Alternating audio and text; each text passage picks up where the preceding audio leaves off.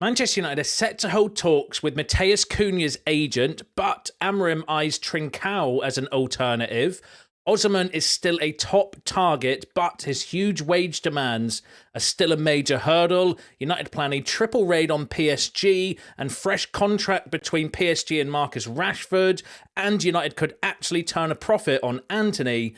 All this plus more in today's video as we run through all the latest Manchester United news and transfer news that will keep you right up to date with everything. Welcome to Man United Review. My name's Jamie. Before we get into it, smash a like on the video. Let's jump straight into it. So, obviously, all the talk of the town at the moment is the striker situation and the Matheus Cunha kind of information. So let's run through all the latest. So Victor Osimhen is targeting a move to the Premier League or Juventus this summer. He is available for £55.5 million. Osimhen is on Manchester United's shortlist for the summer window, but he has been leapfrogged by Liam Delap in part because of his salary. Osimhen's demands are expected to reach around £9.4 million a year after tax, and United are actively trying to bring down their wage bill this summer. Now, that came from Rob Dawson, who was kind of, the one that broke the story regarding Liam Delap being our top target, or has been running with that story. The first one to kind of run with that story regarding Liam Delap being our top target. Also saying that Osimhen is still seen as a target, but as we've been saying on here and you've been saying in the comments, so fair shouts to yous regarding it, it's the wage with Osimhen that's the kind of issue. He wants 100, so £9.4 million a year works out about £180,000 per week after tax. The UK tax system, before tax, you'd have to pay him 330 grand a week, so he would be on £330,000 per week before tax. And at the same time, we're being told we want to reduce the wage bill. And that, I think, is the major hurdle when it comes to Victor Osimhen. The fact that his price has dropped to £55.5 million is an absolute bargain. But, what do you do with the kind of wages? Because I think, I think Osimhen's a great player. I do think he'd come in and, he would be my kind of choice in terms of like the striker position, because I do think he's a fantastic player. He's a proven goal scorer of a very good age as well. He's coming up to his prime. I think you would get his prime years at United as well. But the issue is those kind of wages and that salary, and that's why it's a big decision for United, because what do you do? In one hand, you want to reduce the wage bill and you're telling the staff you can't have soup at the canteen, and we're cutting £40,000 a year off of charities. And then on the flip side, you're going to pay someone £330,000 a week to come to United. Now, that just doesn't fit right with me. It doesn't seem like that's the narrative that's being kind of put around, which is maybe why the Liam Delap one is becoming a little bit more appealing to United because of the price and then also the wages. Muppeteers, though, were saying that Victor Osimhen is still very much a top target for Manchester United. So again, this could all just be negotiation tactics.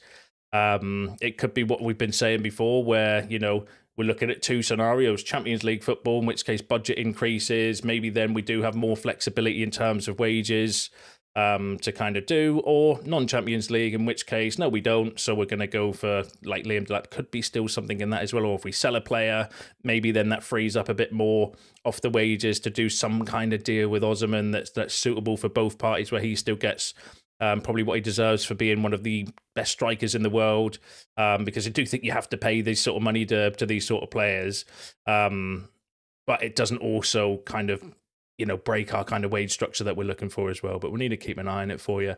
Obviously, the other player, Liam Delap, Jamie Jackson, who's got connections at the club, also said that pretty much the same thing. Manchester United eyeing Liam Delap as a prime summer target, with his price expected to be in the region of £40 million. Ruben Amorim and Jason Wilcox have identified Delap as the ideal option to bolster their attack. United's other potential centre-forward targets are thought to include Victor Osimhen. So, it's just a kind of, like I say, it's a big decision for United to make, who they kind of go for in terms of, because there's pros and cons to both, right? I think Liam Delap and Victor Osimhen, obviously, and it's just which way they kind of decide to go about it.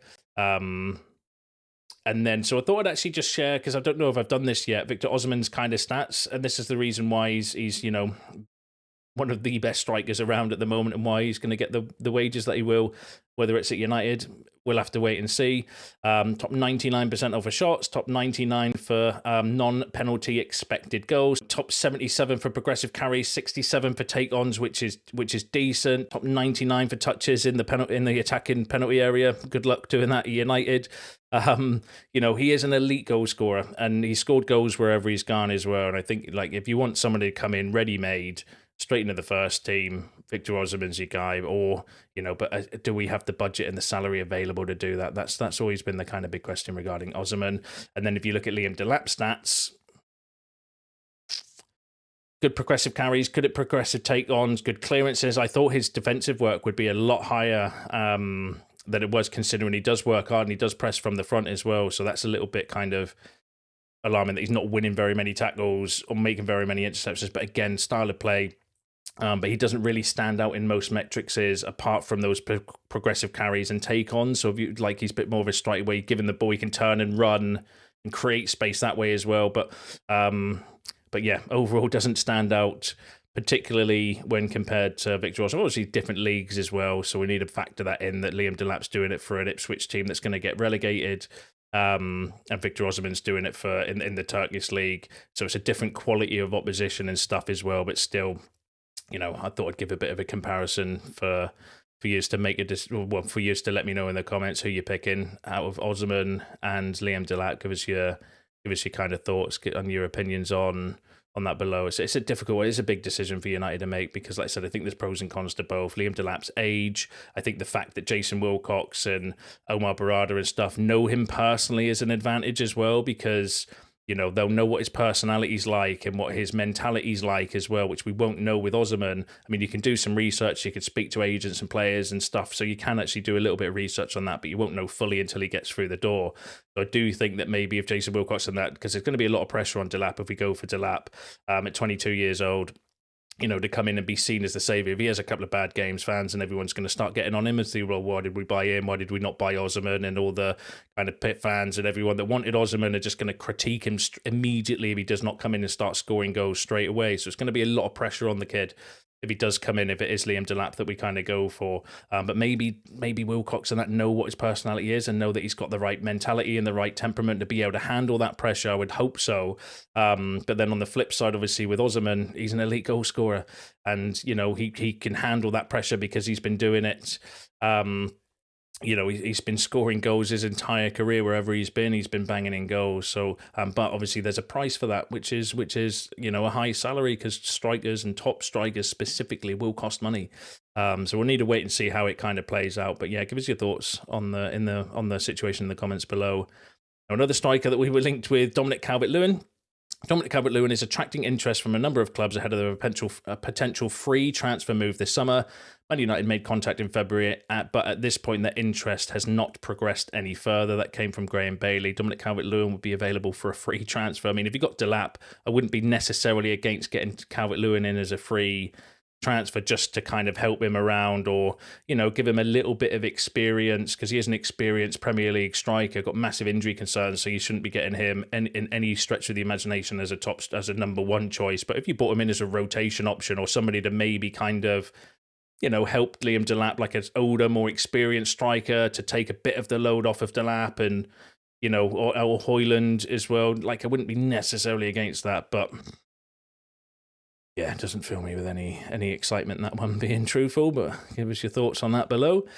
Now, the other player we're heavily linked with, obviously, Matheus Cunha over the last couple of days. So Manchester United is set to hold talks with Matheus Cunha's agent in the coming days. United are seriously considering a move. Now, that came from Ben Jacobs, who I always think is a little bit hit or miss, but he's kind of pushing quite hard running quite hard with the Cunha and talks. He's not confirming anything, but he seems to be the one that's mainly driving the Matheus Cunha to Man United news at the moment.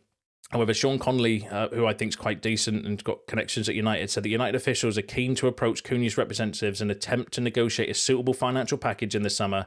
The player is said to be eager to take the step and would relish the prospect of leading the line at Old Trafford. So, Matheus Cunha, I don't know with this one. I don't know how I kind of feel about it. It feels a little bit too convenient and too almost good to be true, because I do think he fits the system, and he's a Premier League proven, good age, all the kind of stuff. He is a player we've been linked with before we went to Wolves as well. I remember being linked with him when he was at Atletico Madrid. I believe that it was.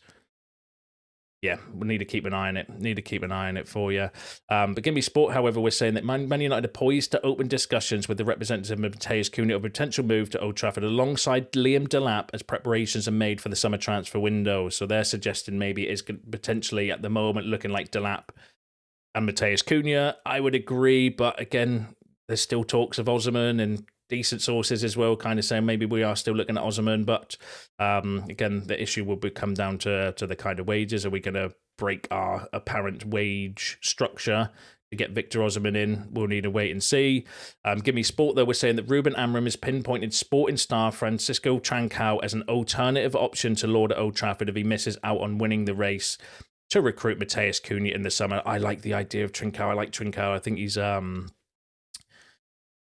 fantastic player, good dribbler, lays on more assists as well. So if you want someone to come in, the problem is mainly he plays off the right, and is that Ahmad's position, but then is Ahmad going to play at right wing back? Cunha comes in as the left 10 because that's where he's been playing essentially for Wolves. But Trincao's data is on the top there. 46 appearances, 9 goals, 15 assists. Matheus Cunha, 29 appearances, 15 goals, 4 assists. So, Trincao is much more of an assisting player, someone that can lay, and if you want to bring in a young striker that needs to hit the ground running, for me, I think you need someone that's got more assists that can facilitate that kind of striker and give him the kind of goals and stuff that they need, in which case Trincao's really, really good at that.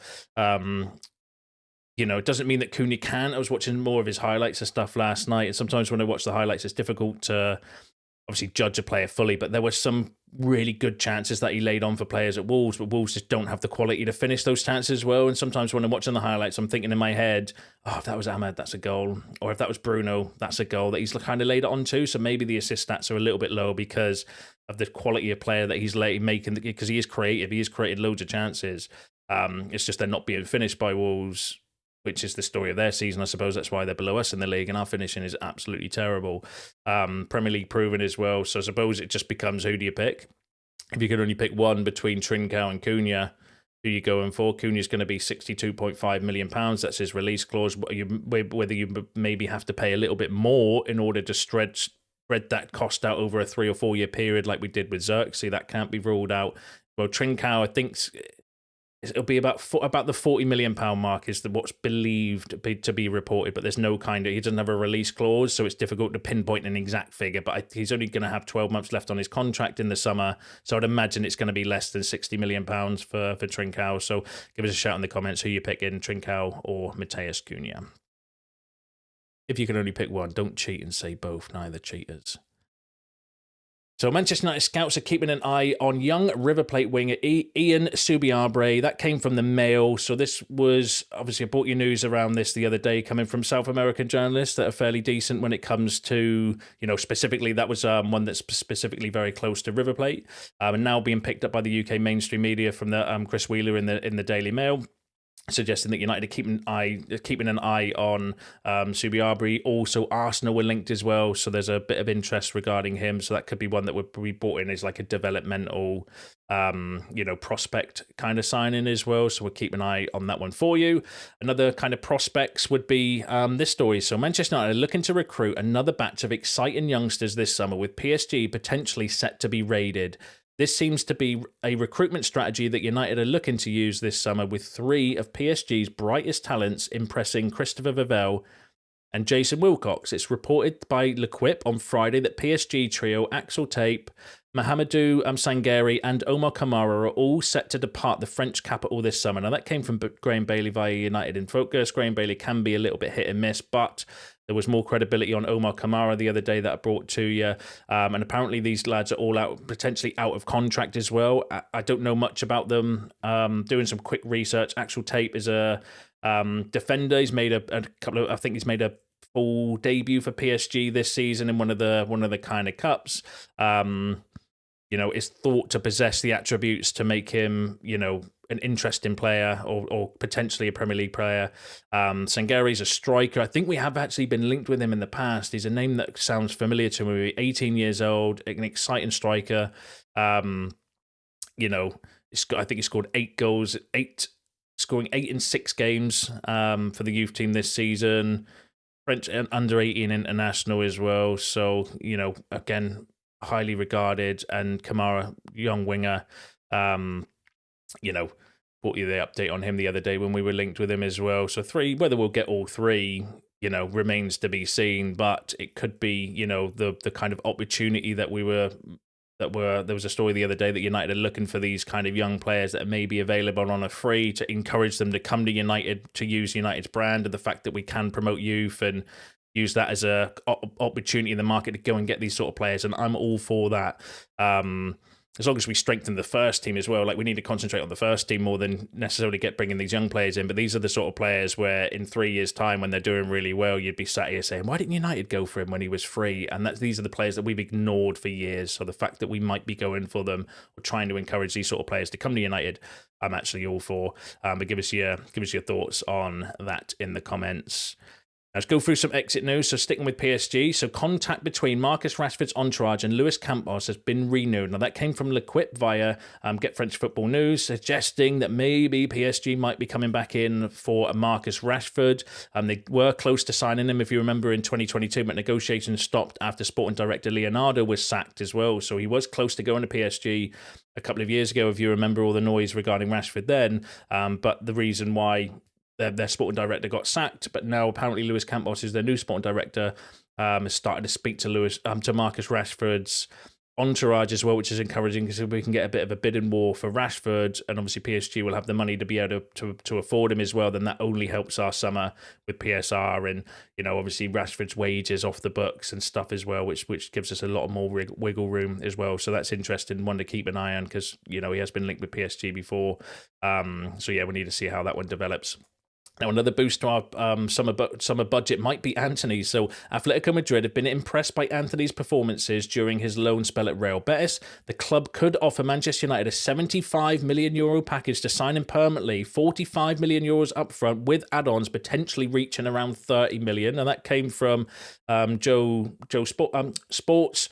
Joe, that would be insane, wouldn't it? That means we would actually flip a profit on Antony from a PSR books perspective. I think it's around 30 million. If we need to get at least 30 million pounds for Antony, I think it's a little bit less, but just to make things a little bit simpler, okay, we need to get about 30 million pounds for his book value, because if we sell him for less than that, it's going to go down as a PSR loss, and you don't want that because that massively hampers you in the kind of transfer market. But if you could get more than 30 and then with some add-ons as well, that would be an insane deal to do. Like, someone would deserve a statue if we got 75 million euros for Antony. So yeah, we'll keep an eye on that one for you.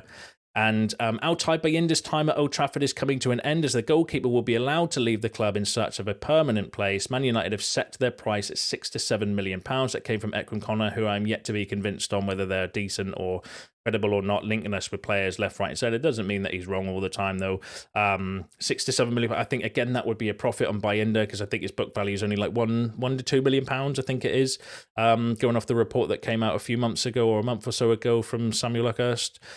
So that would actually be a profit. I think we could maybe get a little bit more than that for Bayindir personally, but you know, it does mean that the goalkeeper situation, I think we're going to sell one of Onana and Bayindir. I can't see us going out for 2 goalkeepers. I know we've got Vitek coming back. Again, it's a big risk, though, to put a youngster in. Plus, Tom Heaton's going, so effectively you'd lose all 3 of your goalkeepers in one window. That's a bit too much upheaval. In my opinion, I think you either keep Bayindir and sell Onana and bring in a new number 1, or vice versa. You sell Bayindir, keep Onana, and then push that problem down the road, or get a younger kind of goalkeeper to come in as a number 2 that potentially could be your number 1 as well, because you know, we don't necessarily have the budget to go out and spend big on a big goalkeeper this summer, when we need a striker that's going to be expensive. We need a number 10 that's going to be expensive. We probably need a midfielder and all the other positions filling in the team. I think goalkeeper is a priority, but in terms of, it's probably at the bottom of the priority list, if you because I think we need in terms of signings, and this is just my opinion, you can share yours in the comments, I think we need to start from the front and work our way back in terms of priority. So striker, 10, midfielder, defender, Goalkeeper, as much as I do think we need a new goalkeeper, I think in terms of priorities, I'm going the opposite way. I'm starting from the front and ending at the back in terms of priorities, because we need the budget for those forward line, because the forward line is what's costing us games at the moment. Why we're dropping so many points is because we can't score goals. So that is the kind of priority for me personally, but you'll have different thoughts on that as well. Share them in the comments. Several League One and League Two clubs have already inquired about Jack Morehouse on loan next season. He could be part of a post-season tour of Asia, and the report has also suggested maybe he is in line to get his debut between now and the end of the season. So Jack Morehouse, fantastic player. There are reports that Amorim really likes him. They're just maybe working on his physicality and waiting for the right kind of opportunity to maybe give him some first team minutes between now and the end of the season. Could be on the postseason tour of Asia, so they're playing 2 games in Asia literally after the Premier League finishes. I think they're getting straight on a plane, flying to Asia, playing 2 games, which is going to make the club around £8 million. I was reading them in the reports yesterday, so that will be good, because that could be money that we could use before the football financial year, which is in July. So if you want to make signings in June, you're going to need money. And one of the ways we're going to do that is by doing this postseason kind of tour. But yeah, really interesting that Jack Morehouse might be given some opportunities in the first team in the future as well. And fair play to him. But give us your thoughts on that in the comments. Give us your thoughts on all the other topics discussed in today's video, because that's you all up to date with the latest Manchester United news and transfer news. Don't forget to smash a like on the video on your way out. Subscribe to the channel if you are new. See you in the next one.